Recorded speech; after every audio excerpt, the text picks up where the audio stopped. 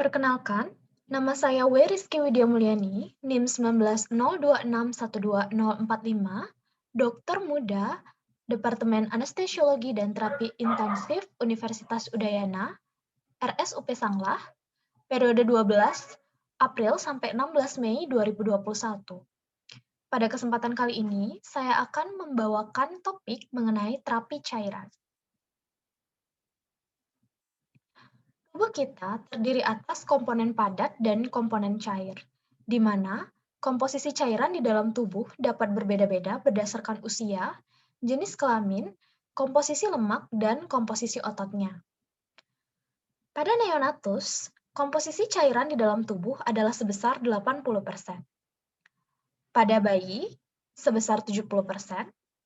Pada anak-anak, sebesar 65%. Pada lelaki dewasa sebesar 60%, yang mana komposisi air ini akan semakin berkurang seiring bertambahnya umur laki-laki dewasa tersebut, di mana ketika laki-laki dewasa sudah tua atau laki-laki tua, itu komponen cairan di dalam tubuhnya adalah sebesar 50%. Sedangkan pada wanita dewasa, komponen cairan di dalam tubuhnya adalah sebesar 50%. Ini merupakan diagram untuk memudahkan kita mengetahui sebaran jumlah cairan dan jaringan di dalam tubuh. Jadi, di dalam tubuh kita, sebesar 60% terdiri atas cairan dan 40%-nya terdiri atas jaringan tubuh. Di mana dari 60% cairan ini, 40%-nya merupakan cairan yang berada di dalam sel atau berada di dalam intracellular space. Sedangkan 20%-nya adalah cairan yang berada di luar sel atau extracellular space. Dari cairan-cairan yang berada di luar sel ini, 15%-nya merupakan cairan yang berada di antara sel atau interstitial space. Sedangkan 5%-nya berada di dalam pembuluh darah atau intravascular space sebagai plasma darah.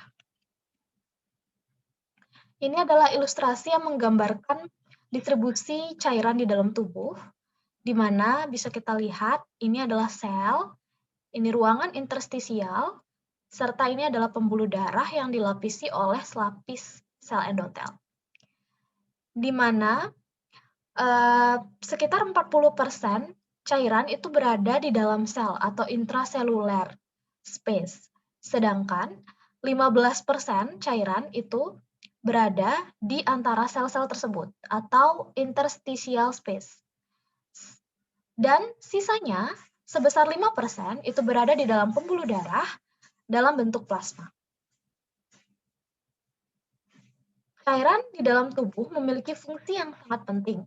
Di antaranya, membentuk struktur tubuh, mengangkut nutrisi, oksigen, partikel kimia, partikel darah, dan sisa metabolisme ke dalam sel-sel tubuh, mengatur suhu tubuh, membantu proses pencernaan, pelumas dalam pergerakan sendi, serta produksi energi. Kebutuhan air per hari dapat dihitung berdasarkan umur atau berdasarkan berat badan, di mana berdasarkan umur, pada usia 0-1 tahun, diperlukan air sekitar 120 ml per kilogram berat badan. Pada usia 1-3 tahun, diperlukan air sekitar 100 ml per kilogram berat badan. Usia 3-6 tahun memerlukan air sekitar 90 ml per kilogram berat badan. Usia 7 tahun memerlukan air sekitar 70 ml per kilogram berat badan. Dan pada orang dewasa diperlukan sekitar 40-50 ml air per kilogram berat badan. Sedangkan jika dihitung berdasarkan berat badan, maka pada orang dengan berat badan 0-10 kg itu akan dihasilkan atau akan diperlukan air sebesar 100 ml per kilogram berat badan. Sementara pada orang dengan dengan berat badan 10-20 kg itu diperlukan air sebesar 1000 ml ditambah 50 ml per kilogram berat badan. Untuk orang dengan berat badan lebih dari 20 kg, maka diperlukan air sebesar 1500 ml ditambah 20 ml per kilogram berat badan. Dan pada orang dewasa, diperlukan air sebesar 40-50 ml per kilogram berat badan. Air di dalam tubuh tidak hanya diam di tempat, namun air di dalam tubuh melakukan pergerakan di antara kompartemen-kompartemen tubuh. Pergerakan tersebut difasilitasi melalui transport pasif dan transport aktif. Transport pasif terdiri atas osmosis dan difusi, di mana osmosis merupakan bergeraknya air atau molekul zat pelarut melalui membran semipermeabel dari larutan yang berkadar lebih rendah atau encer menuju larutan yang berkadar lebih tinggi atau pekat, sehingga kadarnya bisa sama atau seimbang. Tekanan osmotik plasma darah adalah sekitar 285 plus minus 5 miliosmol per liter. Sedangkan difusi merupakan perpindahan zat terlarut dari larutan yang konsentrasinya tinggi atau larutan yang lebih pekat menuju larutan yang konsentrasinya rendah atau larutan yang lebih encer sampai terjadi kesetimbangan atau hemogen. Nah, pada proses difusi ini tidak diperlukan membran semipermeabel. Mungkin bisa melewati membran yang permeabel, tapi bukan yang semipermeabel. Tekanan hidrostatik pembuluh darah juga dapat mendorong air masuk untuk berdifusi, sehingga difusi tergantung kepada perbedaan konsentrasi dan tekanan hidrostatik. Jadi, untuk osmosis dan difusi ini merupakan proses yang pasif, tanpa memerlukan energi berupa ATP. Sedangkan, untuk proses yang aktif, yaitu pompa natrium-kalium, ini memerlukan energi berupa ATP, di mana pompa natrium kalium ini merupakan proses transport yang bertujuan untuk memompa ion natrium keluar melalui membran sel dan pada saat bersamaan memompa ion kalium dari luar ke dalam. Jadi, tujuan dari pompa natrium kalium ini adalah untuk mencegah keadaan hiperosmolar di dalam sel. Ini merupakan ilustrasi osmosis dan difusi, di mana seperti kita tahu, osmosis adalah perpindahan zat pelarut melewati membran semipermeabel dari larutan yang konsentrasinya lebih rendah atau yang lebih encer ke larutan yang konsentrasinya lebih pekat atau konsentrasinya lebih tinggi. Sehingga terjadi keadaan yang setimbang. Sedangkan difusi, dia tidak memerlukan adanya membran semipermeabel, namun mungkin bisa melewati membran permeabel, di mana yang akan melakukan perpindahan adalah zat terlarutnya dari cairan yang berkonsentrasi lebih tinggi ke cairan yang berkonsentrasi lebih rendah. Untuk mencapai keseimbangan cairan, tubuh memerlukan asupan cairan serta pengeluaran cairan per hari, di mana rata-rata asupan cairan per hari didapatkan 60%-nya dari minuman, 30%-nya dari makanan, dan 10%-nya dari metabolisme. Sedangkan, untuk pengeluaran cairan per hari, sekitar 60%-nya dikeluarkan melalui urin, 28%-nya dikeluarkan melalui penguapan yang tidak sadar lewat kulit dan paru-paru, atau biasa disebut dengan IWL atau insensible water loss. Kemudian 8%-nya dikeluarkan melalui keringat, dan 4%-nya dikeluarkan melalui buang air besar. Untuk insensible water loss atau IWL sendiri bisa dihitung dengan rumus 15 cc kali berat badan per 24 jam. Balance cairan yang normal adalah ketika asupan atau intake cairan dikurangi dengan pengeluaran atau output cairan itu sama dengan kurang dari atau sama dengan 200 sampai 400 ml. Terdapat beberapa kondisi yang dapat mempengaruhi kebutuhan cairan. Yang pertama, kondisi yang dapat meningkatkan kebutuhan cairan yaitu demam. Demam menyebabkan kebutuhan cairan meningkat 12% setiap kenaikan 1 derajat Celcius jika suhunya lebih dari 37 derajat Celcius. Kemudian ada hiperventilasi, suhu lingkungan yang tinggi, aktivitas yang ekstrim atau berlebihan, serta setiap kehilangan yang abnormal seperti akibat diare ataupun poliuria. Kemudian, kondisi yang menurunkan kebutuhan cairan, antara lain hipotermi, di mana kebutuhan cairan akan menurun 12% setiap penurunan 1 derajat Celcius. Kelembapan lingkungan yang sangat tinggi, oliguria dan anuria, serta aktivitas yang rendah dan retensi cairan atau gagal jantung. Bagaimana jika terjadi gangguan dari keseimbangan cairan tersebut? Apabila terjadi gangguan keseimbangan baik dari segi cairan ataupun elektrolitnya, maka akan memberikan pengaruh pada fungsi tubuh lainnya, di mana gangguan keseimbangan cairan dan elektrolit dalam tubuh dapat terjadi pada keadaan seperti diare, mual muntah, sindrom malabsorpsi, ekskresi keringat yang berlebihan, pengeluaran cairan yang tidak disadari atau insensible water loss secara berlebihan oleh paru-paru, kulit, atau saluran cerna, perdarahan, dan lain sebagainya. Dalam keadaan tersebut, tentunya pasien perlu diberikan terapi cairan, supaya volume cairan tubuh yang hilang dapat segera digantikan dengan terapi cairan tersebut.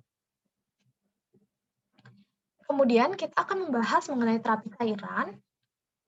Definisi dari terapi cairan. Terapi cairan adalah tindakan untuk memberi, memelihara, atau mengganti cairan tubuh agar tetap dalam batas-batas fisiologis, sehingga dapat mencapai perfusi jaringan yang normal dengan tetap memperhatikan keseimbangan cairan dan elektrolit.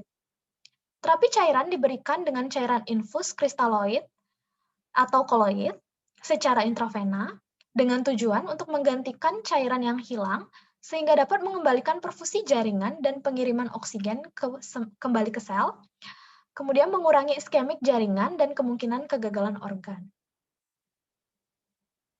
Untuk dapat memberikan terapi cairan, diperlukan penilaian status cairan pasien terlebih dahulu, di mana penilaian status cairan bisa dilakukan melalui 3 tahapan. Yang pertama, anamnesis untuk menemukan keluhan utama pasien serta riwayat penyakit dahulu. Kemudian pemeriksaan fisik untuk melihat tanda-tanda vital pasien, serta status generalis menyeluruh dari semua sistem organ pasien, dan ditunjang oleh pemeriksaan penunjang, yang biasanya berupa pemeriksaan lab, berupa pemeriksaan elektrolit, bun, hematokrit, hemoglobin, dan protein. Dari ketiga pemeriksaan ini, kita bisa mengetahui permasalahan yang dialami pasien, serta kira-kira kebutuhan cairan yang diperlukan untuk melakukan rehidrasi pada pasien tersebut. Terapi cairan dapat diberikan melalui 2 jalur. Yang pertama adalah melalui vena perifer, di mana pemberiannya adalah melalui vena superficial yang terletak di daerah ekstremitas atas atau ekstremitas bawah. Dan biasanya indikasinya adalah terapi cairan yang merupakan pemeliharaan dalam waktu yang singkat, darurat, untuk mengganti cairan tubuh atau perdarahan serta pada terapi yang berulang dan kontinu. Sedangkan untuk pemberian yang kedua adalah melalui vena sentral. Jadi, pemberian terapi cairan melalui vena sentral dilakukan melalui kanulasi vena subclavia, vena jugularis, interna, dan atau vena femoralis, di mana pemberian terapi cairan melalui vena sentral dilakukan pada terapi cairan jangka panjang, terutama untuk cairan nutrisi parenteral dengan osmolaritas yang tinggi untuk mencegah iritasi pada vena perifer serta apabila vena perifer sulit diidentifikasi. Selanjutnya, untuk terapi cairan sendiri itu bisa sebagai resusitasi maupun sebagai rumatan atau pemeliharaan. Terapi cairan sebagai resusitasi bertujuan untuk mengganti kehilangan akut yang disebabkan oleh baik itu hemorrhagic ataupun gastrointestinal loss ataupun third space loss dan lain sebagainya, di mana untuk melakukan resusitasi bisa digunakan cairan kristaloid dan koloid. Sedangkan sebagai rumatan, terapi cairan diberikan untuk memenuhi kebutuhan normal tubuh pasien, di mana untuk mengganti kehilangan cairan yang disebabkan oleh IWL yang keluar melalui urin maupun yang keluar melalui feses, serta untuk memberikan dukungan nutrisi. Cairan rumatan diberikan dengan elektrolit, dan nutrisi. Nah, ini lebih jelasnya lagi, sebagai resusitasi atau sebagai pengganti, terapi cairan itu diharapkan dapat menggantikan semua kehilangan abnormal atau proses patologis, misalnya fistula, efusi pleura, ascites, drainase lambung, dehidrasi, dan perdarahan baik yang terlihat ataupun tidak terlihat, dengan tujuan untuk menggantikan kehilangan akut cairan tubuh, ekspansi cepat cairan intravaskuler, dan memperbaiki perfusi jaringan. Sedangkan sebagai rumatan atau pemeliharaan, terapi cairan diberikan untuk menggantikan kehilangan air tubuh lewat urin, feses, paru, dan keringat yang diberikan setelah hemodinamik pasien sudah stabil. Jadi tujuannya adalah pemeliharaan, yaitu memelihara keseimbangan cairan tubuh dan nutrisi. Nah, untuk mengetahui jumlah cairan yang tepat yang dapat diberikan kepada pasien, terdapat 3 jenis rumus perhitungan yang bisa digunakan. Yang pertama adalah rumus Holiday-Segard, di mana untuk menggunakan rumus ini, kita perlu mengetahui berat badan pasien terlebih dahulu. Setelah kita sudah mengetahui berat badan pasien, maka kita akan memberikan 1000 cc per 24 jam untuk 10 kg pertama berat badan pasien, kemudian ditambahkan 500 cc per 24 jam untuk 10 kg kedua berat badan pasien, dan ditambahkan dari hasil perhitungan sisa berat badan pasien dikali 20 cc. Totalnya, kita akan mendapatkan jumlah cairan yang bisa diberikan kepada pasien. Kemudian, untuk rumus Holiday-Segard ini adalah untuk menghitung kebutuhan cairan selama 24 jam. Selanjutnya adalah rumus 421. Sama seperti rumus Holiday-Segard, kita perlu mengetahui berat badan pasien melalui jika ingin menggunakan rumus 421 ini, di mana kita akan memberikan 40 ml untuk 40 ml per jam untuk 10 kg pertama berat badan pasien, ditambah 20 ml per jam untuk 10 kg kedua berat badan pasien, ditambah 1 ml per kilogram berat badan per jam untuk sisa berat badan pasien. Di mana nanti akan didapatkan total jumlah cairan per jam yang dapat diberikan kepada pasien. Selanjutnya, rumus yang ketiga adalah rumus berdasarkan usia. Jika usia pasien lebih dari 1 tahun, maka rumusnya adalah 2N ditambah 8, dengan N adalah usia pasien di dalam tahun. Sedangkan, untuk usia pasien 3-12 bulan, itu rumusnya adalah N ditambah 9, di mana N adalah usia pasien dalam bulan. Nantinya akan didapatkan kebutuhan cairan per jam dari pasien yang bisa diberikan. Jadi jenis cairan itu ada kristaloid dan koloid.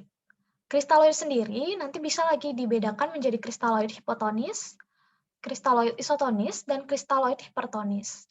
Sedangkan koloid bisa lagi dibedakan sebagai koloid alami dan koloid sintesis, serta koloid protein dan koloid non-protein. Kristaloid merupakan larutan yang bersifat permeabel.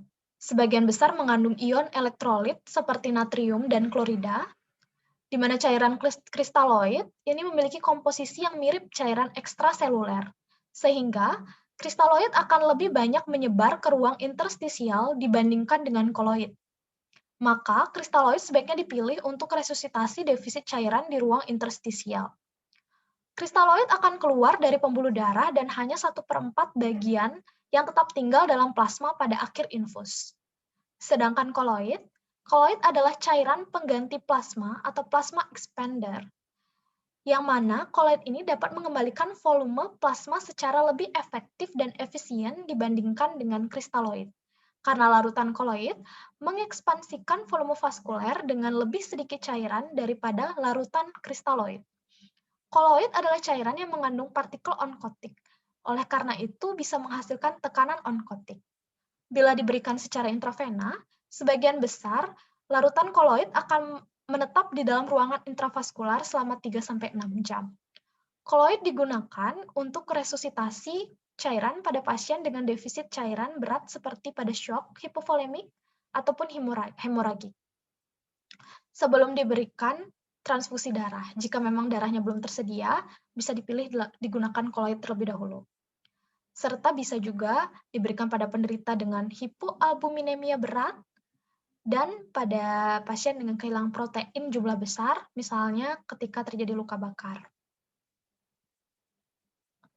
Nah, ini adalah perbandingan dari kristaloid dan koloid berdasarkan sifat-sifatnya. Untuk berat molekulnya, tentunya kristaloid lebih kecil dibandingkan dengan koloid, distribusi kristaloid lebih cepat, kemudian sifat-sifat dari faal hemostasis dari kristaloid, itu dia tidak akan mempengaruhi faal hemostasis, sementara koloid bisa saja mengganggu. Kemudian, untuk penggunaan kristaloid biasanya digunakan untuk dehidrasi, sedangkan koloid biasanya untuk perdarahan yang masif. Dan untuk resusitasi dan koreksi perdarahan, kristaloid harus diberikan 3 kali dari jumlah perdarahan atau jumlah cairan yang hilang, atau biasa disebut hukum 3:1. Sedangkan koloid cukup diberikan sesuai dengan jumlah perdarahan atau jumlah cairan yang hilang. Selanjutnya kita akan masuk ke kristaloid, di mana sebelumnya sudah dibahas bahwa kristaloid ini bisa dibedakan sebagai kristaloid hipotonis, kristaloid isotonis, dan kristaloid hipertonis. Kristaloid hipotonis merupakan larutan dengan osmolaritas yang lebih rendah dibandingkan dengan plasma atau serum, yaitu kurang dari 285 miliosmol per liter. Dia mengandung elektrolit yang lebih sedikit dari plasma dan kurang terkonsentrasi, sehingga cairannya akan mudah bergerak dari intravaskular ke intrasel. Biasanya diindikasikan untuk sel-sel yang dehidrasi, dan contohnya adalah dextrose 5% dalam air dan setengah normal salin. Sedangkan untuk kristaloid isotonis merupakan larutan dengan osmolaritas yang sama dengan plasma atau serum, yaitu sekitar 285 miliosmol per liter. Cairan isotonis ini adalah cairan yang akan tetap berada di intravaskular, atau cairan ini tidak akan menyebabkan perpindahan yang signifikan antara intravaskular dan interstisial. Cairan isotonis diindikasikan untuk pasien-pasien hipovolemia, namun kalau dia berisiko terjadi overload cairan, sehingga diperlukan cairan yang relatif tetap berada di intravaskular. Contoh dari kristaloid isotonis adalah ringer laktat, NaCl 0,9%, dan dextrose 5% dalam seperempat normal salin. Untuk larutan kristaloid hipertonis adalah larutan dengan osmolaritas lebih besar daripada osmolaritas plasma, yaitu lebih dari 285 miliosmol per liter, di mana larutan ini mengandung elektrolit yang lebih banyak daripada plasma tubuh, sehingga justru dia yang biasanya menarik cairan dalam intrasel atau interstisial untuk bergerak ke dalam intravaskuler. Kristaloid hipertonis ini mampu menstabilkan tekanan darah. Contohnya adalah dextrose 5% dalam normal salin 3%, salin 5%, dan dextrose 5% dalam ringer laktat. Ini adalah karakteristik cairan kristaloid. Jenis-jenisnya berdasarkan dari kadar natrium, klorida, kalium, kalsium, glukosa, serta laktatnya. Kemudian, ini juga kira-kira sama, jenis-jenis kristaloid, dan kita bisa lihat di sini indikasi setiap pemberiannya. Ini yang untuk cairan kristaloid isotonis, dan ini untuk cairan kristaloid hipotonis dan hipertonis. Masuk ke koloid. Koloid, seperti yang sebelumnya telah dibahas, bisa dibedakan menjadi koloid non-protein dan koloid protein, di mana koloid non-protein merupakan pilihan kedua pada pasien yang tidak merespon terhadap kristaloid. Bisa juga diberikan pada pasien dengan kebocoran katup jantung atau edema periferal. Contohnya dari koloid non-protein ini adalah hemohis dan dextran. Untuk koloid protein, biasa digunakan sebagai pilihan ketiga setelah non-protein koloid. Bisa diberikan pula pada pasien lanjut usia yang tidak dapat menoleransi cairan dalam jumlah besar, kasus diare dengan albumin yang kurang dari 2 gram per desiliter, sindrom nefrotik, dan pasien DSS dengan trombosit kurang dari 5.000. Contoh dari koloid protein ini adalah gelafundin, lipofundin, dan human serum gelofuscin. Ini adalah jenis-jenis koloid berdasarkan substansi yang dia kandung, kemudian kadar natrium, kalium, klorida, kalsium, glukosa, dan laktatnya.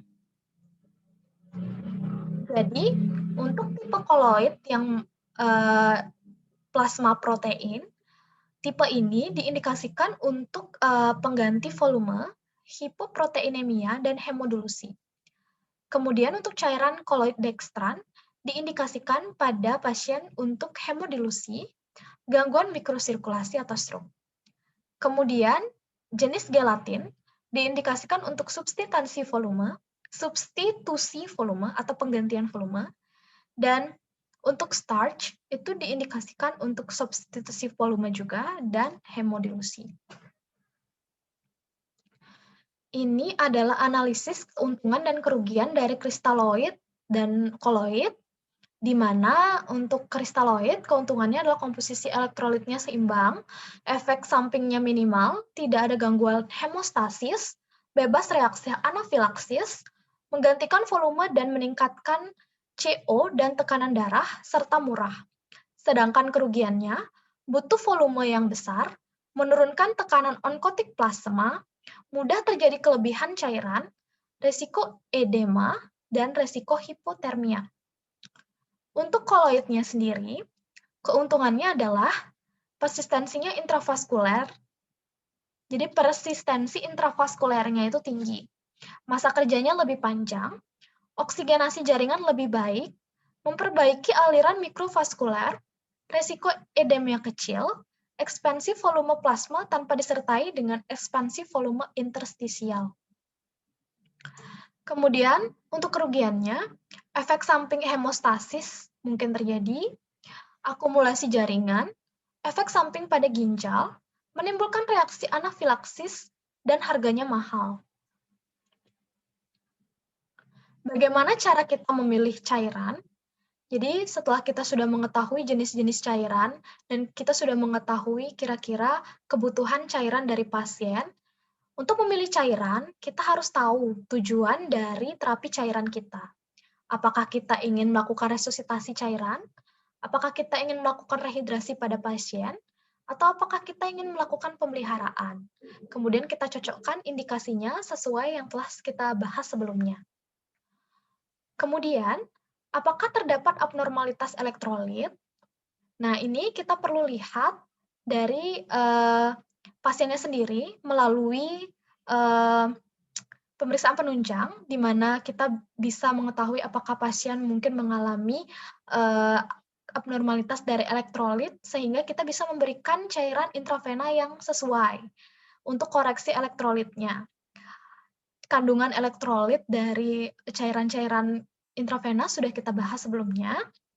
Kemudian, kita harus tahu apakah kita menginginkan cairannya itu terdistribusi seperti apa.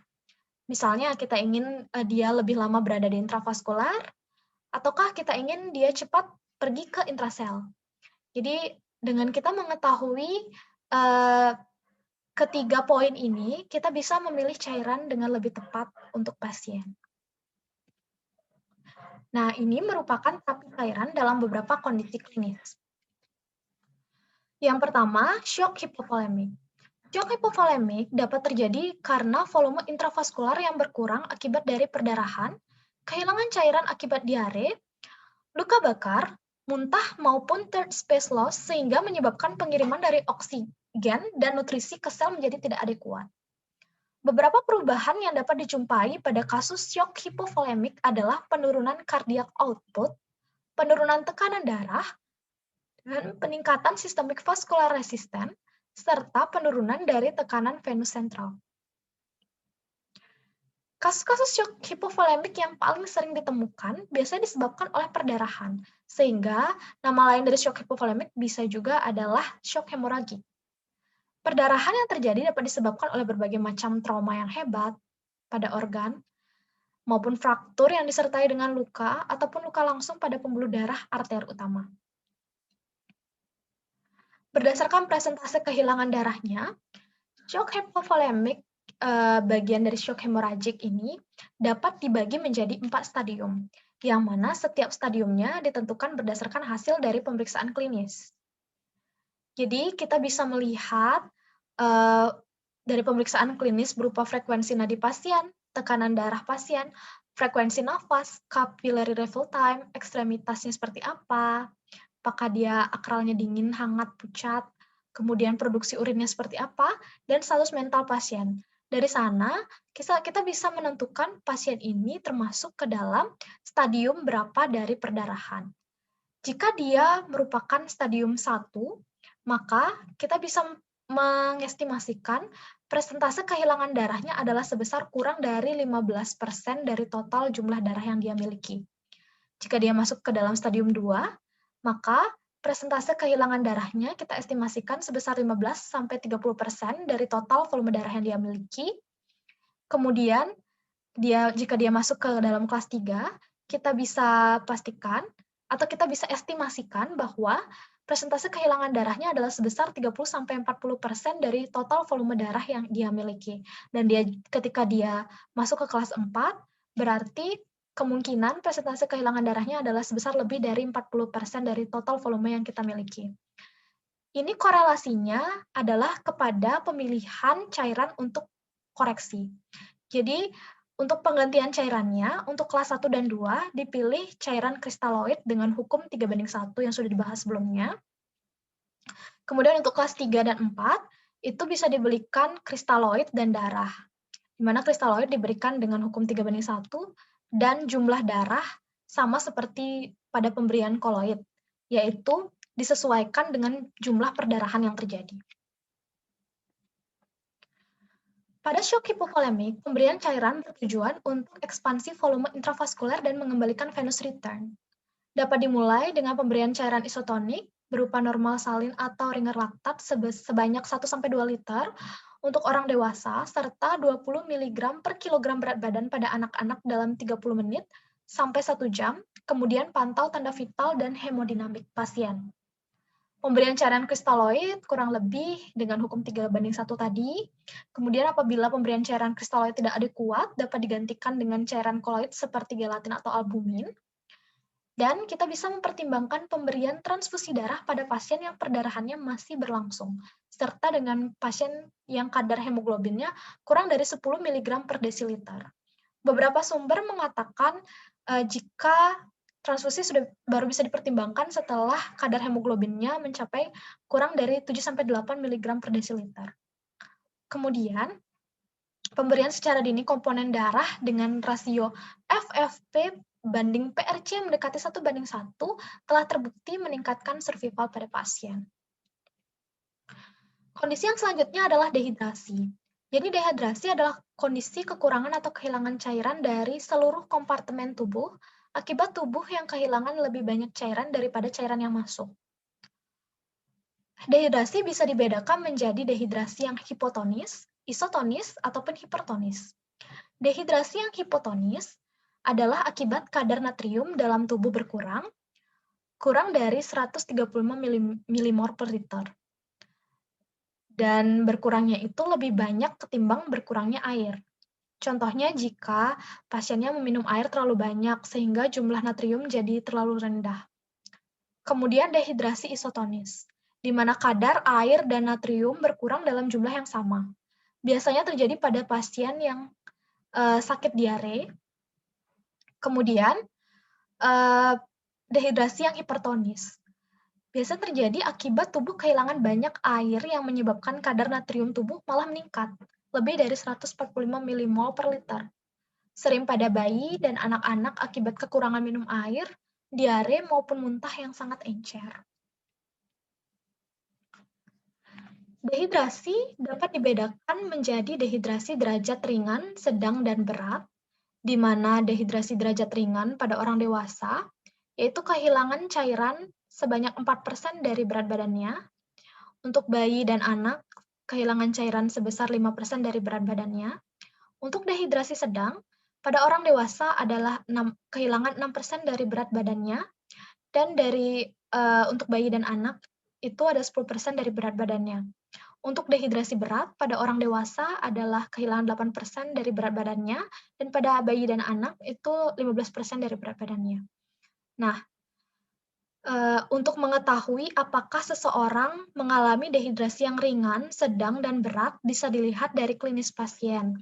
Jadi, seperti apa hemodinamiknya, bagaimana jaringan tubuhnya, kemudian produksi urinnya seperti apa, dan status mental atau sistem saraf pusatnya seperti apa. Nah, untuk resusitasi pada dehidrasi itu tergantung dari derajat dehidrasinya tadi. Dehidrasi ringan, sedang, atau berat. Jadi untuk menghitung rehidrasi atau jumlah cairan yang akan diberikan kepada pasien, itu bisa dihitung dengan cara derajat dehidrasi berapa persen tadi, dikalikan dengan kilogram berat badan, sampai kita bisa mendapatkan cairan dalam jumlah berapa liter. Nanti penggantian cairannya biasanya digunakan pertama adalah kristaloid. Jadi penanganan dehidrasi, yang pertama itu atasi dulu kedaruratan dehidrasi. Semisal pasiennya ini masuk ternyata ke dalam kondisi shock hipovolemik yang membutuhkan penanganan cepat. Maka tujuannya adalah kita harus memperbaiki cairan intravaskularnya dengan cara pemberian kristaloid isotonik berupa ringer laktat atau NaCl 0,9% sebanyak 20 ml per kilogram berat badan selama 20 menit dulu. Kemudian, sisanya nanti 50% dari sisa cairan rehidrasi kita berikan dalam 8 jam pertama. Misalnya dengan D5 NaCl 0,45%, dan nanti sisanya lagi setelah sudah diberikan untuk mengatasi kedaruratan dan sudah diberikan 50% sisanya, maka sisanya lagi itu bisa diberikan dalam 16 jam berikutnya. Kemudian kondisi selanjutnya adalah luka bakar. Jadi pada luka bakar itu juga terjadi banyak sekali defisit cairan, sehingga untuk menggantikan cairan tersebut terdapat rumus Baxter untuk menghitung kira-kira jumlah cairan yang diperlukan pada pasien yang mengalami luka bakar.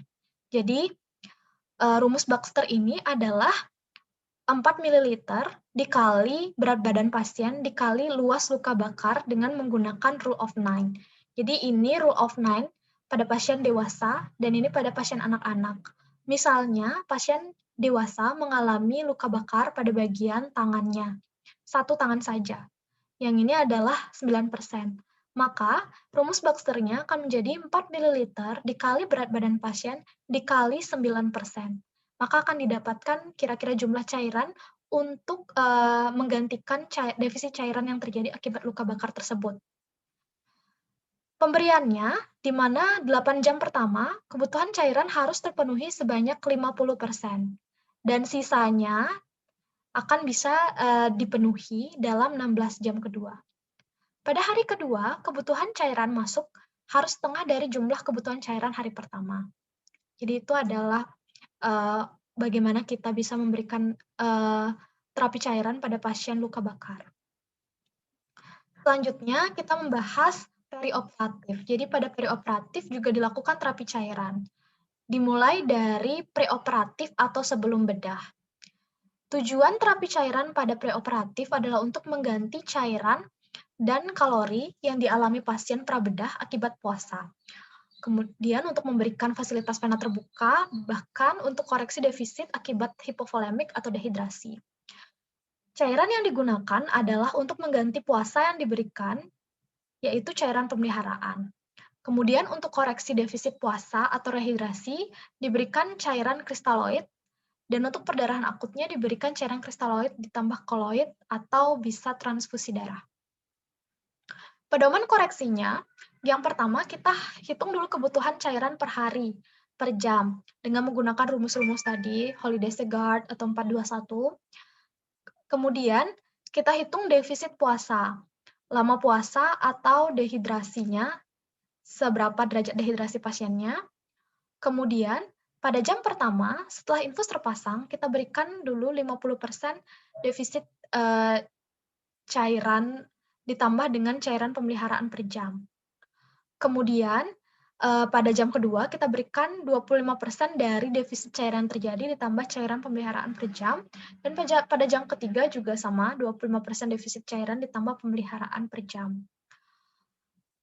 Jadi untuk rumus kebutuhan cairannya itu adalah dikalikan kilogram berat badan per 24 jam. Untuk terapi cairan durante atau intraoperatif atau selama operasi berlangsung, tujuannya adalah sebagai fasilitas vena terbuka, koreksi kehilangan cairan melalui luka operasi, penggantian perdarahan, dan penggantian cairan yang hilang melalui organ ekskresi.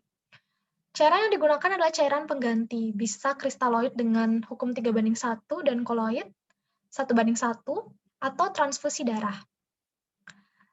Tambahan cairan yang diberikan pada pasien-pasien ketika durante operasi adalah sejumlah perdarahan yang terjadi ditambah koreksi cairan sesuai dengan perhitungan cairan yang hilang atau cairan evaporasi pada saat dilakukan operasi. Jadi berapa jumlah perdarahan ditambah dengan kehilangan cairan yang terjadi. Berdasarkan jenis operasi yang dilakukan, kehilangan cairan di meja operasi itu dihitung dengan 4-6-8 rule atau third space loss. Untuk third space loss, jadi yang pertama, kalau misalnya operasinya minor, maka diberikan 4 ml per kilogram berat badan. Kalau operasinya sedang, 6 ml per kilogram berat badan per jam. Dan kalau misalnya operasinya mayor, itu 8 ml per kilogram berat badan per jam. Jumlah perdarahan selama operasi bisa dihitung berdasarkan yang pertama, jumlah darah yang tertampung dalam botol penampung ketika dilakukan suction, kemudian tambahan berat kasa yang digunakan, jadi 1 gram kasa itu sama dengan 1 ml darah, kemudian tambah lagi dengan faktor koreksi sebesar 25% dikali jumlah yang terukur ditambah terhitung. Jadi, jumlah darah yang tercecer dan melekat pada kain penutup lapangan operasi. Nah, selanjutnya, untuk koreksi perdarahan sendiri, pada pasien dewasa, perdarahannya itu kalau misalnya dia lebih dari 20% dari perkiraan volume darah total, pilihannya adalah transfusi. Kalau misalnya perdarahannya kurang dari 20% dari perkiraan volume darah total, maka diberikan kristaloid sebanyak 2-3 kali jumlah perdarahan, atau koloid yang jumlahnya sama dengan perkiraan jumlah perdarahan atau campuran kristaloid ditambah koloid.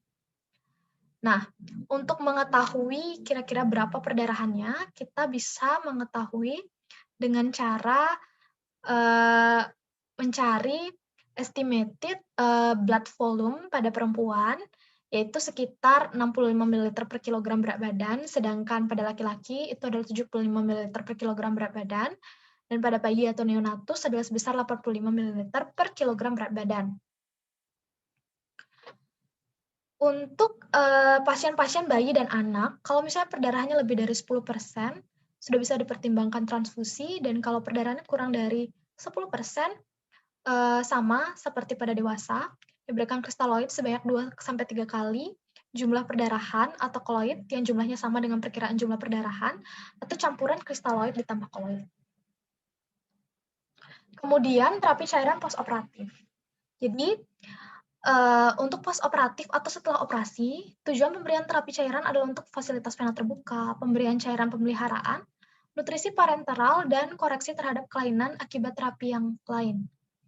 Cairan yang digunakan tergantung masalah yang dijumpai. Bisa menggunakan cairan pemeliharaan, bisa menggunakan cairan pengganti, ataupun cairan nutrisi. Prinsip dari terapi cairan pasca bedah pada dewasa, pasien yang diperbolehkan makan atau minum pasca bedah diberikan cairan pemeliharaan sebagai jalur vena terbuka. Pada pasien yang puasa pasca bedah, jika diperkirakan puasanya kurang dari 3 hari, maka diberikan cairan nutrisi dasar yang mengandung air, elektrolit, karbohidrat, dan asam amino esensial. Jika diperkirakan puasanya lebih dari 3 hari, maka diberikan cairan nutrisi yang mengandung air, elektrolit, karbohidrat, yang dosisnya dinaikkan, asam amino, dan pada hari kelima ditambahkan dengan emulsi lemak. Pada kondisi tertentu, misalnya pada status nutrisi prabedah yang buruk, segera diberikan nutrisi parenteral total.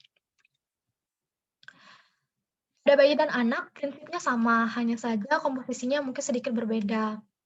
Pada keadaan tertentu, misalnya pada penderita syok atau anemia, penata laksanaannya akan disesuaikan lagi dengan etiologinya.